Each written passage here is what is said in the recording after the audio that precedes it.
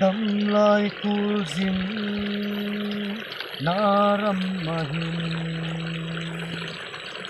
du tu anang ta sam hlaka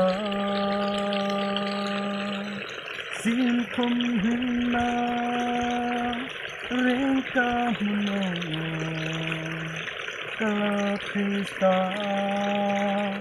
kum cholo tu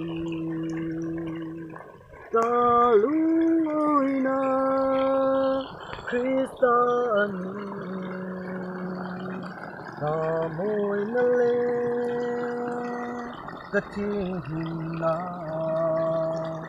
Cinta na ani lalapati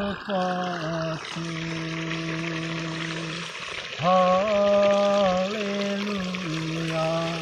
Hallelujah